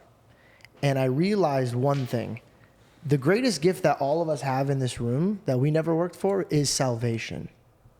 We can't work for our salvation. That was grace, and that was a gift from God.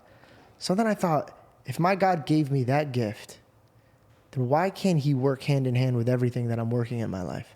So when I run into a situation, like I just had one, I literally just sit there and I just praise his name. And I just start loving my neighbor as much as I possibly can. And then I'll get a call. Oh, you know what? Call Pat. I bet you'll have a great conversation with him. And then I'll call you and you're like, yeah, come tomorrow. And we sit here. I didn't earn this relationship, nor did I earn the opportunity to sit here. Or on top of that, there was obstacles that got in the way where your plane can't even get here. But in your heart, you're like, no, I'm going to get in the car and I'm going to meet this kid. There's a force that's working alongside of me that is like, I'm worthless and not worthy of holding. And it's when I hit this rock or this Lazarus or this tomb, I just close my eyes and I just start praising him. And I just start watching this field start moving in my direction. It's just like I cracked the matrix. I'm not saying that I don't have problems. God knows I have problems. But when I go up against it, dude, like my biggest takeaway is like close your eyes and just start praising him and just watch heaven meet earth. And I don't know why I wanted to tell you that, but. Yeah, so that's the thing about you that I can't help myself. I look at everybody as talent. Everybody has talent. And I watch it very closely. And you're still going through it. You've been around a long time, a lot longer than I have, meaning you've been in the space of content creation and you've done it in many creative ways and done very well for yourself. But I'm so curious what your next 5 years are going to be. Same. Let me tell you, I am so curious because I think, like, you know, I met Charlie Kirk the first time. We met in Dallas, maybe at the Gaylord or some hotel it was. He was hosting an event. We sat there, we spoke. This is 10 years ago almost. Like if you can find the interview, it's somewhere online. And I had no hair. I was bald back in the days. You know, I would used to shave because it was too much time to fix my hair. And I'm watching this guy. I'm like, who is this kid? This kid can do something very, very special. And then you see him last year. I have him as top 5 on getting Trump elected. Oh, bro. I think bro, he's the turning point of our country. Oh. Like, I believe that. Oh, for sure. I also think I'm curious to know what you're going to do next 5 years. I'm so curious to know what you're going to do next 5 years. I don't know where you're going to go. I don't know what direction you're going to go and how you're going to use. Because, listen, Charlie's got certain gifts, but you have interview gift. That's not that you have the curiosity of interviewing and doing all that stuff. That's not everybody. Not everybody has that. You know, like they just don't have that. And you have culture because you are culture. You were part of culture in a big way, right? I mean, stuff that you did with Logan and Logan Paul, to me, right now, celebrity fame, top 5 in the direction he's going. This guy's going to be a very famous guy. At one point, I think he's going to be one of those guys that has 500 million followers on social media, 1 billion followers. I think he's going to go there. I don't think he's going to stop. I think he's going to go for a long time. So his trajectory is like a, you know, Dwayne Johnson meets Trump. And the only reason I say that, is because I think he overcame the fear of thinking he needs to bash Trump. I don't think he cares to, you know, his PR firm is like, here's what you need to say. He's like, you know what? Okay, here's what I'm going to do. I just like this guy. And I think Jake is going to play a very influential role in his life, as weird as it sounds, as a younger brother to him, right? But that's Logan. Logan's going to be Trump meets Dwayne Johnson, right? That's him. I think for you, I don't know where you're going to go. It's open where you can take it. I think you got a very big upside. And I think a part of this, the fact that you're reflecting and you're kind of going through it, it's like playing a game and being like, do I want to go this direction? Do I want to go here? Do I want to do this? And so if I do this, then what? And then how far do I want to take this and how big? And what if, it could also be you saying, I'm just not driven by that. I just want to live my life and small life, and my own life with my family, and I'm going to make some money, and I'm still going to have millions of followers and all this stuff. But I'm going to play my role in a very different way. I don't know. I do know you have a massive upside. Massive upside. I don't know what's the level of commitment of trying to study history or politics combined with faith and trying to add additional content to your brain, because your brain processes stuff very well. You have a very good processor. So how do you feed that processor? What content do you feed that processor? I don't know. I don't know who's in your ear. I don't know who plays the role of somebody that's sitting down, and I don't know who's earned that level of trust from you that you can sit down and have that conversation with them. I don't know who that is. I don't know who you trust to be able to do that with. Is that your parents? Is that somebody else? Do you have an agent? Do you have somebody that really is challenging it? I don't know. All I know is your upside is big.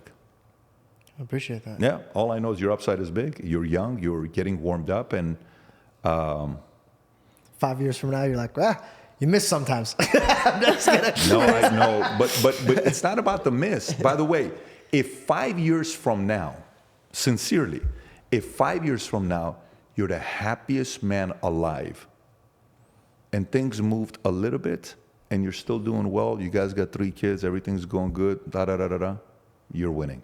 Yeah. So I don't want to put additional pressure, bro. I'm not putting additional pressure. No, I see where... I'm not coming from a place of trying to even talk to you in a way that, let me tell you, not at all. I'm just talking to you, you giving me that feedback. You know what I'm always going to love? I have a friend of mine, Bill Vogel. He's in his mid-70s.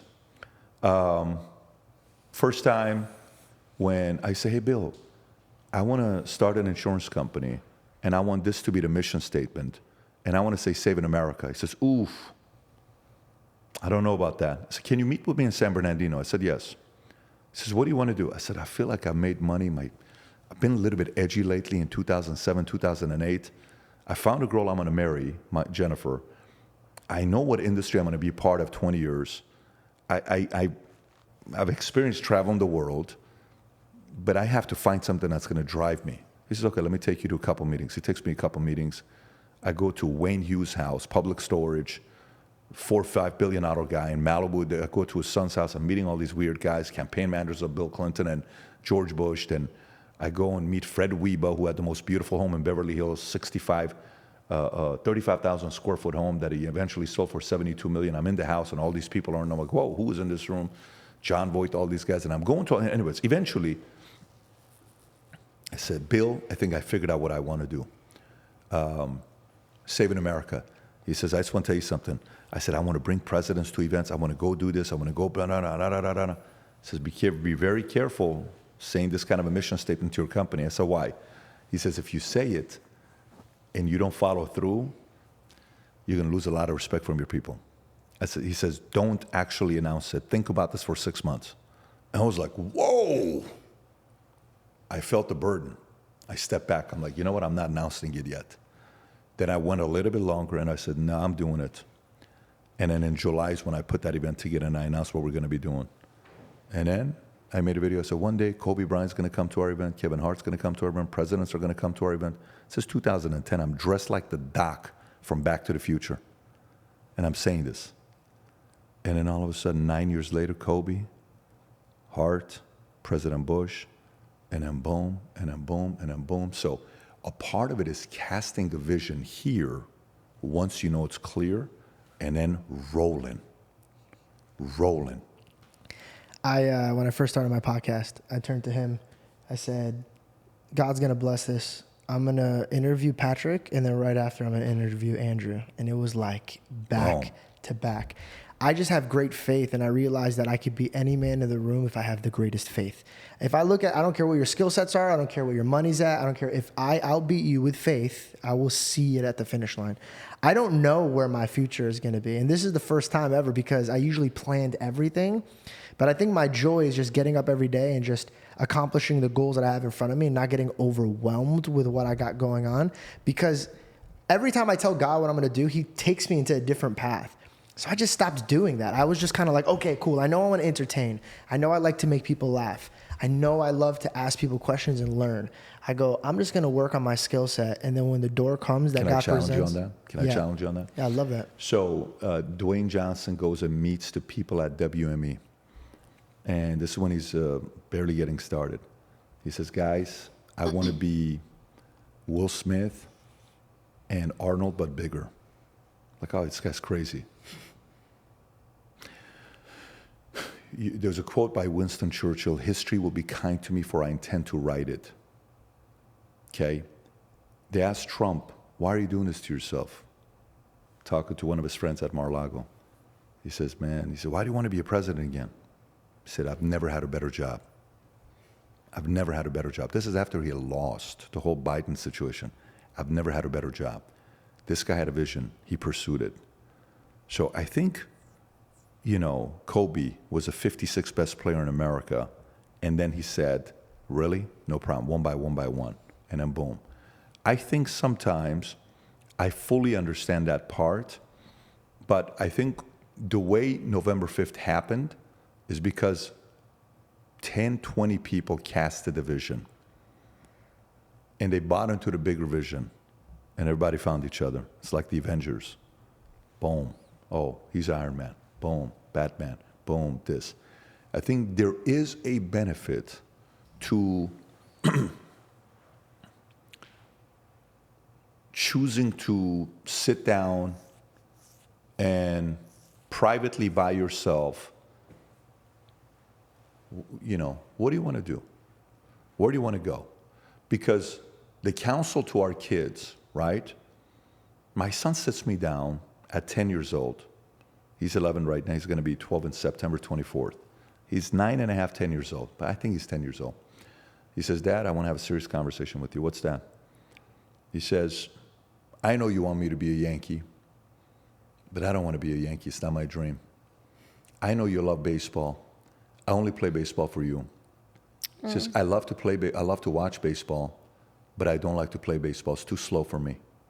I love soccer and I love football, and I want to focus and make soccer my number one sport. I said, are you doing this because you're scared? Because the ball could hit you? You don't like getting hit? No, I thought about it. Are you doing this because you want to quit? No, I'm going to finish the season. But after season, I want to have your support for me to only play soccer.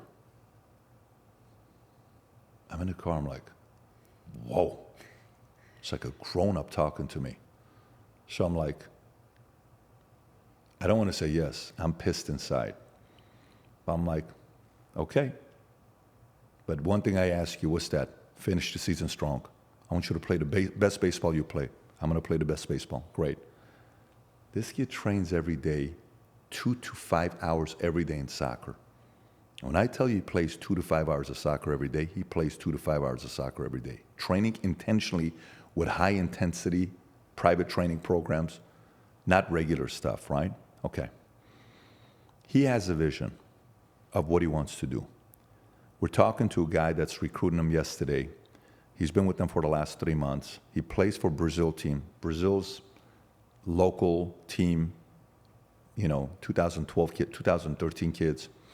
And he's around them, okay? But he's got a vision. When you have a vision, let me tell you what happens to everybody around you. Everybody around you wants to help your vision become a reality. When you don't have a vision, the people around you don't know how to help you. It behooves you to know what your vision is. It behooves your kids to tell you what their vision is, because you as a parent know how to help them. I sat down with one of my kids and I said, you know what? I said, do you think I love Dylan more than anybody else because I spend more time with him? I think so. Do you really think so? Yeah. I said, let me ask you a question. I said, let's just say you're 35 years old running for office. Am I going to spend more time with you or with him? With you. with me. Why? Because I'm running for office. I said, does that mean I love you more than I love him? I said, you know what's the difference between you and him right now? What? He knows what he wants. You don't. I don't know how to help you. I don't know what you want. You're drifting. You're drifting. And I feel like you need to read this book, Outwitting the Devil. Watch this video. Look what he's saying about this book that Napoleon Hill wrote back in the days that never got published till 14 years ago, called Outwitting the Devil. Read it. Do you want to be a drifter the rest of your life? You have a very big upside. You need to get your act together. I want to know what you want to do so I can help you. And then it's as if the next day he's doing, few hundred squats every day. He's in the gym training. And then I see him. He says, I want to do Muay Thai. I don't want to do Jiu-Jitsu. I don't want people on top of me. The whole purpose of fighting is to get people away from me. I don't want them to be close to me. He starts doing Muay Thai 5 days a week. George, if you see him right now, you won't believe his body. 13 years. You will not believe what he looks like. He's here the other day training in the gym. And I'm asking my trainer, I said, you got a very nice body right now. Did you look like this at 13? I don't look like this at 13. He said, I never did. I said, okay. But do you know what happened? He zoned in. He got locked in. And I know how to help you now. So sometimes people around us in our lives, when you cast a vision, everyone's like, got it. Dude, I got your back. I know how to help you now. Everybody goes above and beyond. Sometimes if it's just kind of like, well, we're going to see what's going to happen.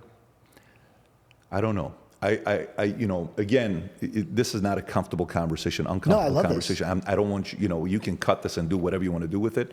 But I'll tell you what I had resource class. You know what resource class is? No, what is that? Yeah, I would be the child you hated, by the way. Okay. I was in the class with literally like mentally challenged kids around. Like they didn't know I was dyslexic. Resource class? Yeah, resource class. In high school? I graduate. No. This was like, what I'm about to tell you was in 5th or 6th grade. I was very young.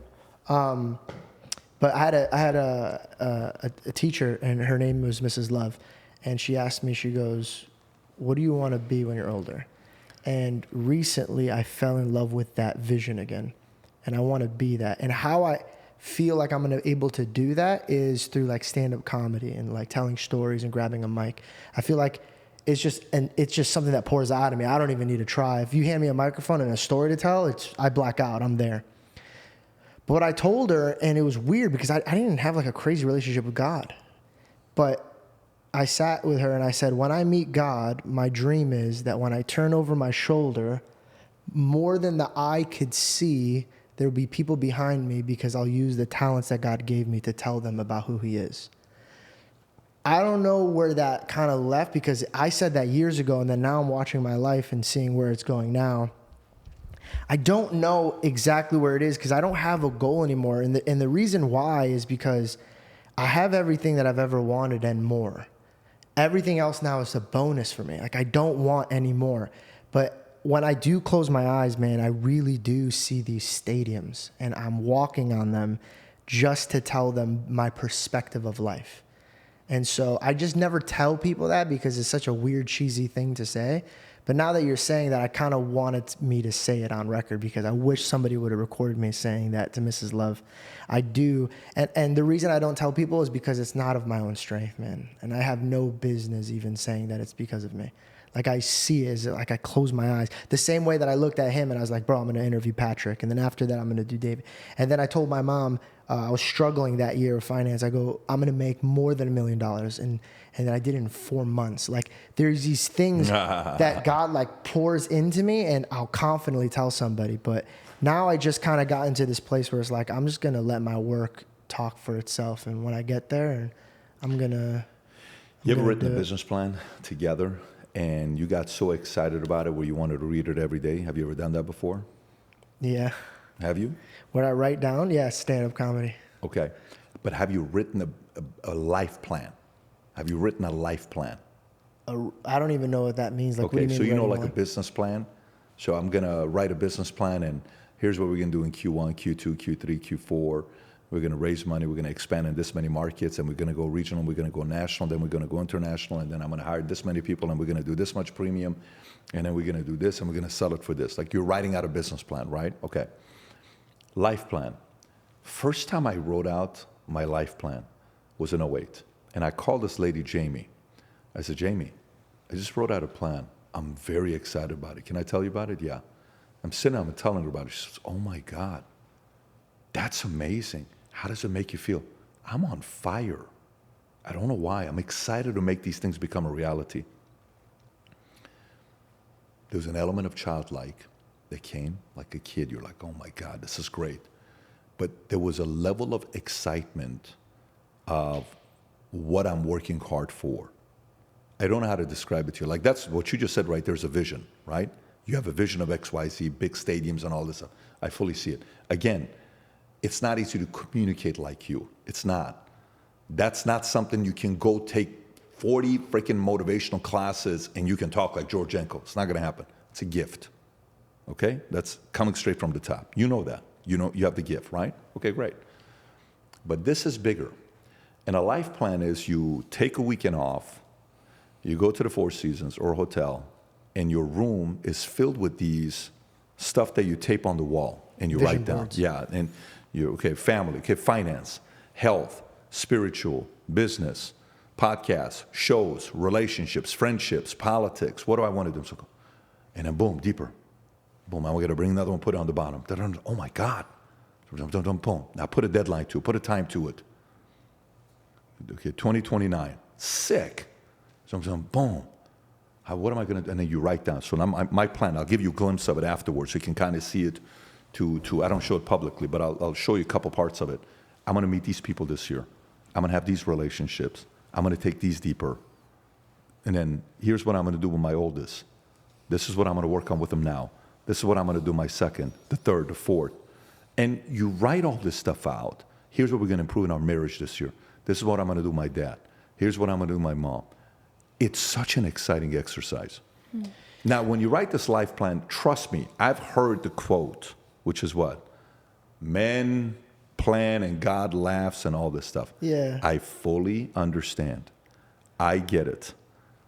Scripture also says, where there's no vision, the people perish. So which one do I want to take? I'm going to take the one that says where there's no vision, people perish. For me, you just did something to me so wild, because my mentor Robert says how the Bible talks to you is it's like this: don't go too much this way, and also don't go too much this way, and it meets in the middle. That verse, I've always kind of sidestepped it, and I never really focused in on that. I guess you're right. Like, the times that I do succeed is when I have that vision, but I have that great faith, and then and apply it. The best tool my dad gave me, he said, when you go into a room, don't be arrogant, be a sponge. Instead of telling them what you think, listen to them on what they think. I think I had a great privilege on speaking to you multiple times, like twice on a podcast. I really took what you said to heart. I think that God put that in me for a reason. And I think he put you in front of me to tell me that for a reason. And I really do take what you just said to heart. I am going to take time and put that into effect. Would you give me your time to review it and see if I'm doing it right? Because I have no problem with it. Let me put it to you this way. I don't pick up the phone call on the first ring when someone calls me. And when I picked up your call, I was in the middle of something. I appreciate you that. Didn't. But what I'm saying to you is, I'm not saying it to guilt or anything. Don't think of it that way. It's pure belief in you and your upside. I don't need to do this podcast. I'm not getting paid. I'm not promoting a book. I don't have anything to promote. Like, what am I going to promote right now? Go buy my book. It just came out. I don't have anything, right, that I'm promoting. Normally, you'll do something as a campaign. But no, it's you. And I'm excited for you to have that breakthrough, to see what you do, because I think your net positive to the world, specifically America, can be very big. I was reading an article today, and it said young men are finding God in ways they've never had before. Why is that? You don't think there's a part of the influence that's maybe young guys like you? You don't think so? You don't think it's shows like this? You don't think it's shows like Charlie? You don't think that influences have? I think it is, man, but I think we needed more. I think today's Billy Grahams are not the Billy Grahams of 1959 while he's going and doing the campus crusade. I think that's what the playbook of Charlie, what he has, and he's doing it in a different way. But I think today's Billy Grahams are going to be in a different way, and we need them. We need them doing this. And we saw what happened with Wes Huff. Wait, what? He goes, wow. We saw what happened when one of the Christian guys sits down and talks to, I don't know who it was, Sam Cedar or one of the guys. Like, who is this guy? How were you able to give scripture the way you just did? Wow. We're seeing that happening right now. It's a beautiful thing. It's a beautiful thing. So I don't know. I don't know what it is because it has to come from here. It has to come from you. She knows you best. You guys are together. You have your parents. You have your family, all that stuff. You want to run it by me? I don't have any problem. All I'm saying to you is when that happens, I am so curious what you'll do 5 years from now. Me and too. I think you're going to shock yourself. I'm blessed to have this on camera. Like, I really am, because in 5 years from now, I promise you, we're going to look back and be like, dude, look what you were saying. I can't wait for it. I can't wait. But I will tell you, it'll be because you're intentional about it. It will be because you're intentional about it. And if it's not, you weren't intentional about it. It'll be because you have to be intentional about it. You have to be intentional about it. Let me tell you, whenever, like, the way I see it is, if I have my kids and I'm expecting something from them, and I give them advice, the advice I'm giving to them has to also be the advice that's good for me.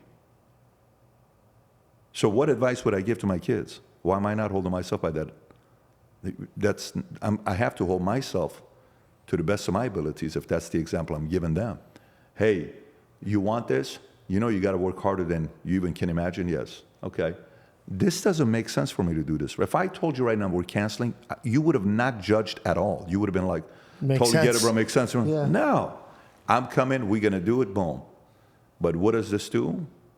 This gets me to be like, after that kind of a day, after the kind of 2-hour call you had back, after the news that you got, I want everybody on that call that called me, including the last guy who called me, was one of my biggest, he's a stud of a guy. I want everybody to know what causes this guy to slow down. Nothing. You have such like incredible insights and advice. And earlier I heard you say to him, I don't know who's in your ear. I don't know if it's your family or if it's your mentor. Who's in your ear? So at this phase, that's a great question. At this phase, it's really the people I've hired who I love, and they're my people I trust a lot. Tom is a very valuable counsel that has been in my life. I have one of the guys I just got off the phone with who, has business down. I have those who are Christian pastors who call me out of nowhere and just humbles the hell out of me. Every time I'm around Dudley, he has to remind me nonstop. He'll say, did you read the book, Dietrich Bonhoeffer, and did you see what that man ended up doing to the world? Did you see da-da-da-da-da, ba-ba-ba-ba-ba? Are you doing this? Make sure you're staying clear. I just want to let you know God loves you and I love you and ba-ba-ba. Like, I have these certain people, okay, that are in my life. But then also, in a weird way, I have a painting in my house. You've seen a painting when you came to the house, that weird painting I have in my house with all these, dead people, and it's called Dead Mentors. It was a crazy painting. Yeah. And, people are like, what a freaking crazy guy. Who does this arrogant guy think he is? He puts himself in a painting and all this other stuff. I see myself as the lowest person in that painting. I see myself as I'm the student or on all these other people that are teaching, and I'm learning from them, right? So it's a different kind of perspective. But it's what my depiction is of these people in my mind and what advice they would give me, what they would tell me to do. And I'm always in those meetings with these guys. That guy would tell me to do this. And then the ultimate one is my, relationship with God, and it's a unique one, but he holds me accountable. And that fear is a very interesting dynamic. This whole thing when you talk to certain people who don't believe in God, and like this relationship here, I know what he won't cross, not because of me. I know what he won't cross because of fear he has for God. Because of that, I trust him. Right. More than I would see somebody who doesn't fear any God, any consequences, nothing. Yeah, I'm good. Because you are God. Right. You're either That's so deep. fearing somebody or no one lives a life without a God in their lives. Dude, when you said you're your own God, Yeah, so that is a powerful line. you have to be very careful with it, especially nowadays, because Attention is, oh my God, hey, yo, PBD, you've changed my life. Can I take a picture? You're like, yeah, of course. How you doing? Where are you from? Awesome, great. You can't walk away and be like, did you see? No, not today. So today, it's like you got to be careful because it's easy for people to become godlike and like, oh my God, do you see how much power and fame and accolades and money I got? You know, you got to kind of pump the brakes a little bit. This is so funny. This is why I don't do what we were just discussing, is because I saw better men than me fall to this, is when they get so obsessed with their vision, they forget about God's. But you don't have to do that. No, I know, but I think that's my problem. This is my biggest problem. I don't have I don't have moderation. I'm either just like all in or all out. Yeah. That is the worst quality a man could have, and I have it. How do you get out of this type of like? Have you ever had that or no? Yeah. Listen, we all have limiting beliefs. Okay, we all have limiting beliefs. Okay, you're single. You don't want to get married. Why? Because you're going to get married, and in America, it's set up in a way that the woman's going to take everything that you have and da-da-da-da-da. Okay, great. That's a limiting belief. The reality of it is risk is everywhere. The greatest things in life are the riskiest things. Marriage is risky. Nothing like it. I'd rather screw up marriage than never get married and stay single. That's a greater risk. Having kids, risk. Why? Could go wrong. It's painful. Something can happen to them. It's a lot of different things. Ultimate pain, right? But what's the ultimate risk? Not having a kid and experiencing that kind of love? The way you love her is different than the way she loves you. It's different than you love your best friend. It's different than the way you love your dad, the way you love your mom, the way you love your siblings, the way you love your cousins, the way you love God, and then the way you love your kids. Very different love. I can't even describe it to you. It's a different kind of a love, right? Okay. So the risk of, what if I've seen so many men that have fallen and all this other stuff. I have as well. I had a fear. I'm like, dude, this guy, they're like, you remind me of this guy named Joe. His last name was Bonini. You're following his same trajectory. And I'm like, but you guys told me his entire business collapsed. Don't tell me I'm him. So finally, I'm like, dude, I'm going straight to him at the big event. So I go straight, hey, Joe, can I talk to you, man? Yeah. Here's what they're saying. Well, why did your business fall? I'm sorry about asking you this kind of a question. But you need to help me out. Did you just meet the guy? No, I've known about him because he was here, I was here. Yeah. Then I came here. So I don't know how to approach him and ask him this question, but it's a fear of mine. Is it worth me working my ass off for 15, 20 years? Because I don't know if it is. Yeah. So Joe says, Patrick, let me tell you, it's the biggest mistake I made listening to what they said. You're doing the right thing. Don't change. Keep going. This thing's going to work out for you. Joe doesn't tell me that. Maybe I don't give my best because I had a limiting belief. And I went, and Joe ended up being right. I don't know if he's going to see this or not. I hope he does. Joe, do you remember that conversation? Because I remember that conversation. It was a great conversation. Benini, phenomenal guy, nice guy, good-looking guy. Chicago. But for you, wow, I've seen guys that they fell. I remember the pastor, he did this, he fell. I remember that guy got to his head and da-da-da. And I remember this as a... No, I'm not thinking that way. No, that's a limiting belief. That's a limiting belief stemmed from fear.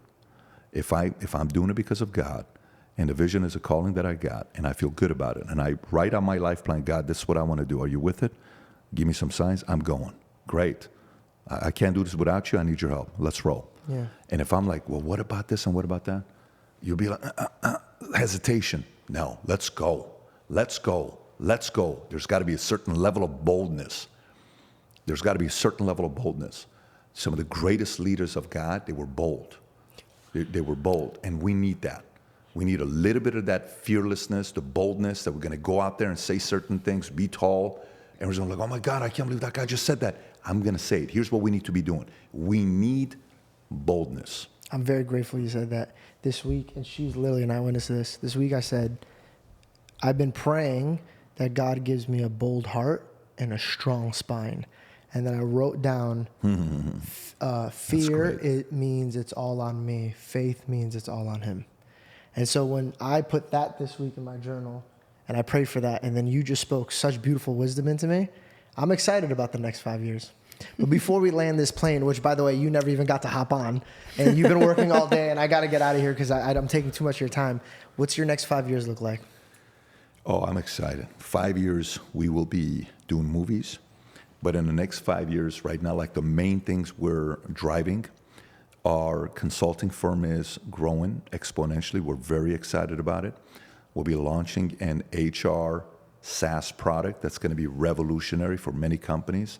We're already working on the beta right now that we'll be doing with a few companies. It's going to accelerate recruiting in ways it's going to be a very, very valuable thing for many companies. And then we'll launch it to the public September of next year, 2026. So the consulting firm I'm ecstatic about.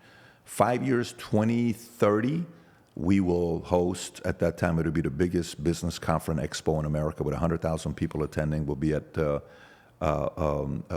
football stadium, what do you call it, Raiders, Allegiant Stadium, 65,000 people, the entire place.